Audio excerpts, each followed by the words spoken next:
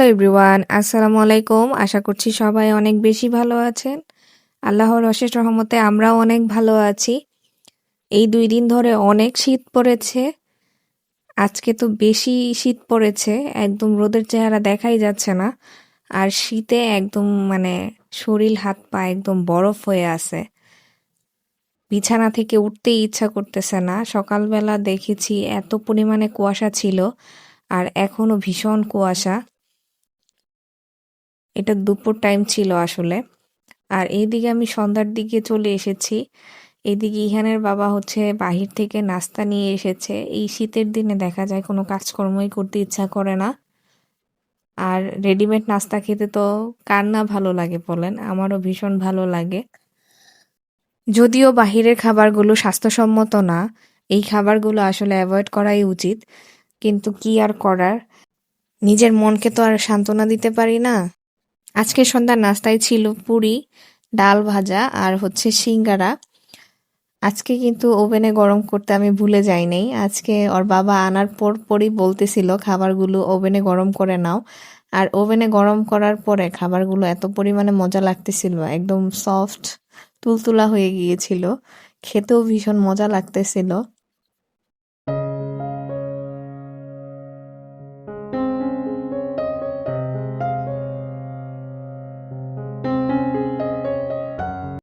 এখানে আমি হচ্ছে সস নিয়ে নিয়েছি। আমি সস খুব একটা খাই না, খালি খেতেই আমার কাছে ভালো লাগে।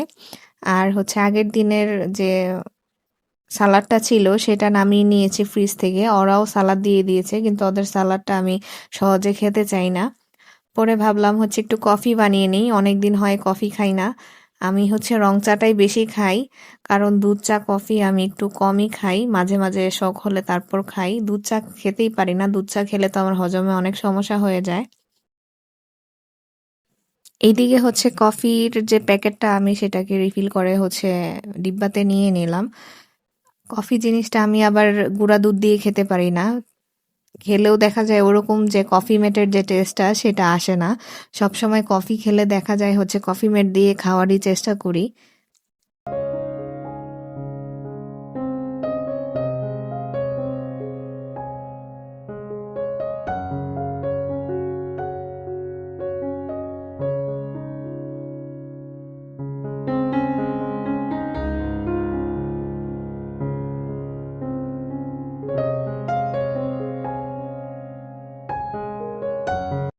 আমার হাজবেন্ড আর আমি হচ্ছে চা কফিতে এগুলাতে বেশি পরিমাণে একটু চিনি খাই। আসলে এই জিনিসটা বাদ দেওয়ার চেষ্টা করতেছি। আস্তে আস্তে একদম খাওয়াই বন্ধ করে দিব ভেবেছি, কারণ চিনি খাওয়া তো স্বাস্থ্যের জন্য ভালো না। শীতের কিছু নীরব সত্যতা আছে, সেটা কি জানেন? কারণ এই শীত কিন্তু আমাদের সবার জন্য না। এই শীত হচ্ছে আমাদের লেপের উষ্ণতা, গরম চায়ের কাপে আরাম। কারো জন্য শীতে রয়েছে ভ্রমণ, গল্প, সেই সাথে পিঠা খাওয়ার উৎসব। আর কারো জন্য রয়েছে যেন অনিদ্রার রাত, ভেজা কাপড়, কাজ হারানোর ব্যথা। এটাই কিন্তু শীতের বাস্তবতা। তাই শীত সুন্দর হলেও এই শীত কিন্তু সবার জন্য না। আল্লাহ তাআলা যেন আমাদের সবাইকে এই শীতে ভালো রাখে, সুস্থ রাখে, এইটাই কামনা করি। আজকে রাতের রেসিপিতে ছিল আমার বিভিন্ন ধরনের ভর্তা আইটেম। অনেকদিন যাবৎ এটা খাওয়ার খুবই চেষ্টায় ছিলাম, কিন্তু হয়ে উঠতেছিল না। যদিও আমার বাসায় হচ্ছে পাটা নাই, আমি শিল পাটায় বেটে যে ভর্তাগুলা করা হয় সেইটা খেতে গরম ভাত দিয়ে খুবই পছন্দ করি। কিন্তু আজকে যেই ভর্তাগুলা বানাবো সবগুলোই কিন্তু আপনারা হাতে মেখে বানাতে পারবেন, আর খুবই মজার। প্রথমে কিন্তু আমি টমেটো ভর্তা বানাবো, তারপর হচ্ছে বেগুন ভর্তা বানাবো, তারপর হচ্ছে ধনেপাতার ভর্তা বানাবো। চলুন এক এক করে সবগুলো রেসিপি শেয়ার করি আপনাদের সাথে। প্রথমেই কিন্তু আমি টমেটোগুলো ধুয়ে কেটে একটা তাওয়াতে হালকা পরিমাণে তেল দিয়ে টমেটোগুলো দিয়ে দিয়েছি। আর হচ্ছে সেই সাথে কয়েক কোয়া রসুন দিয়েছি, এটা ঢেকে দিয়েছি। এটা খুব ভালোভাবে সিদ্ধ হতে হবে আস্তে আস্তে লো হিটে। আর একদম পোড়া পোড়া করে নিব, তাহলে খেতে ভীষণ মজা লাগবে। আর এইদিকে হচ্ছে বেগুন ভর্তাতে আমি আজকে একটু ভিন্নতা আনার চেষ্টা করেছি। বেগুনগুলোকে কেটে এখানে হলুদ আর মরিচ আর একটু ধনে গুঁড়ো দিয়ে আর লবণ দিয়ে মেখে তারপর হচ্ছে এটাকেও তেলে ভেজে নিচ্ছি। এটাও লো হিটে ভেজে নিতে হবে। আর এইদিকে ধনেপাতাগুলোকে আমি তেমন একটা ভাজা ভাজা করব না, এটাতে জাস্ট পানিটা সরে গেলেই আমি হচ্ছে নামিয়ে নিব। ধনেপাতার ভর্তাটা আমি হচ্ছে আজকে কাঁচা মরিচ দিয়ে করব, আর বাকি দুইটা ভর্তা হচ্ছে আমি শুকনা মরিচ দিয়ে করব। টমেটোগুলোকে অনেকক্ষণ ঢেকে রেখে তারপর হচ্ছে সিদ্ধ করার চেষ্টা করেছি। কিছু কিছু টমেটো হচ্ছে একদম গলা গলা ভাব হয় নাই, আর এটা হবেও না মনে হচ্ছে। তবে এটা আমি যখন বানিয়েছি তখন কিন্তু ভাত দিয়ে খেতে এত পরিমাণে মজা লেগেছে। আর এইদিকে হচ্ছে শুকনা মরিচ আর পেঁয়াজ আর একটু সরিষার তেল দিয়ে আমি মেখে নিচ্ছি। আগেই আমি হচ্ছে বেগুন ভর্তাটা বানিয়ে নিব। সবগুলো ভর্তাই এত পরিমাণে মজা হয়েছে, মানে আপনারা যদি এই রেসিপি ফলো করে ভর্তাগুলো বানান, আপনাদের ভর্তাও আশা করি খুবই মজা হবে। টমেটো ভর্তাতেও আমি শুকনা মরিচ আর হচ্ছে কাঁচা পেঁয়াজ আর হচ্ছে লবণ দিয়ে তারপর মেখে নিব। এটা একদম গলা গলা হয়নি, যেহেতু টমেটোটা বেশি একটা গলা গলা ভাব করতে পারি নাই আমি। এটা একটু আস্ত আস্তই ছিল, তারপরেও খেতে ভীষণ মজা লেগেছে। আর আমি আজকে শুকনা মরিচ দেওয়ার উদ্দেশ্যই হচ্ছে আমি সবগুলো ভর্তা ঝাল করে বানিয়েছি। আর ধনেপাতার ভর্তাতে হচ্ছে কাঁচা পেঁয়াজ, কাঁচা মরিচ, তারপর ধনেপাতা দিয়ে তারপর হচ্ছে ব্লেন্ডারে ব্লেন্ড করে নিয়েছি। আমার পাটা থাকলে আমি পাটায় বেটে নিতাম। আমি ভেবেছি ভর্তাটা হয়তোবা ভালো লাগবে না, ব্লেন্ডারে করেছি, কিন্তু না, খেতে ভীষণ মজা হয়েছে। আজকের খাবারের টেস্ট আমি অসাধারণ বলবো, কারণ এইসব খাবার আমার কাছে অমৃত লাগে।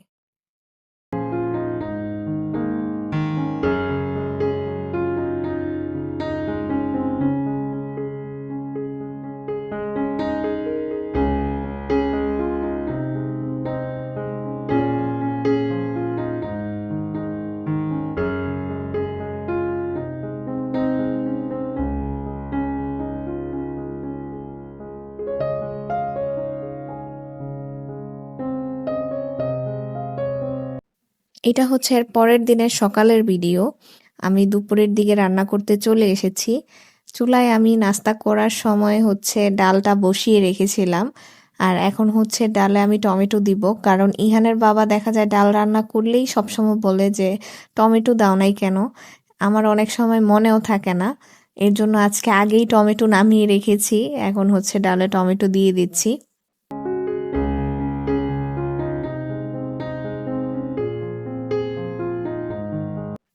আর এখানে আমি হচ্ছে বোয়াল মাছ ভিজিয়ে রেখেছি। আজকের দুপুরের জন্য আমি হচ্ছে বোয়াল মাছ আর বেগুন দিয়ে রান্না করব। আর এইখানে হচ্ছে অনেক কিছু জমে আছে, আসলে এটা সকালেরই। আর রাতে যেগুলো জমে সেগুলো তো আমি সবসময় রাতেই ক্লিন করে রাখি, পরে ধুবো ভেবেছি। অনেক ঠান্ডা পানি একসাথে আজকে ধুবো, অন্য সময় দেখা যায় একটা জমলে আমি একটাই ধুয়ে ফেলি সাথে সাথে। যদিও মাছ আমি হচ্ছে ক্লিন করে তারপর ফ্রিজে রাখি, তারপরেও হচ্ছে বের করার পরে আমি আবার হচ্ছে লবণ দিয়ে ধুয়ে নিই ভালো মতো। অনেক সময় দেখা যায় আমি লেবুর রস দিয়েও মাছ ক্লিন করে তারপর রান্না করি।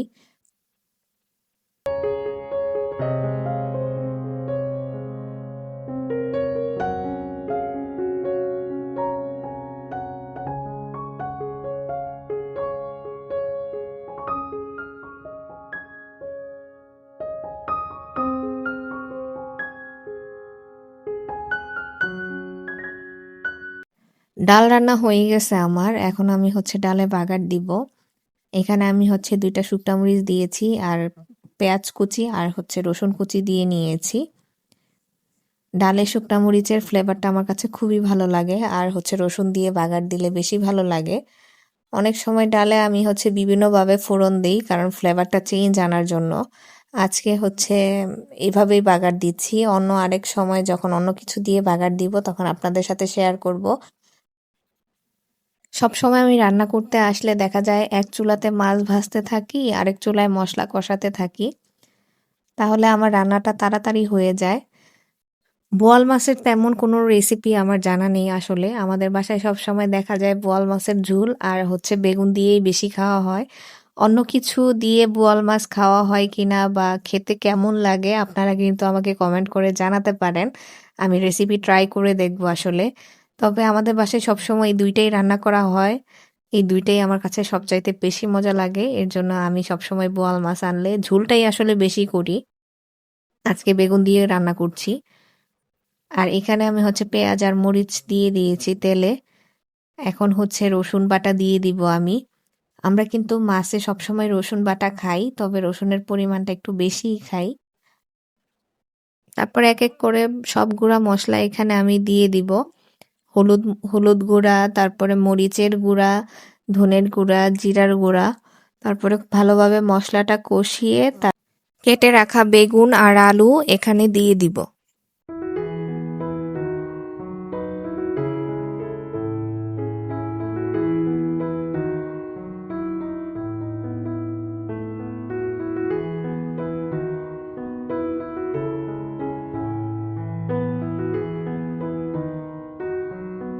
যারা আমার ভিডিওটি কন্টিনিউ করছেন তারা কিন্তু আমার ভিডিওতে লাইক দিতে ভুলবেন না। আর আজকের ভিডিওটি কোন অংশটি আপনাদের কাছে ভালো লেগেছে সবচাইতে বেশি আমাকে কিন্তু কমেন্ট করে জানাতে হবে। আর বোয়াল মাছের আরও রেসিপি আছে কি না, বা কোন রেসিপিতে রান্না করলে সবচাইতে বেশি মজা লাগে সেটাও কিন্তু আমাকে কমেন্ট করে জানাবেন।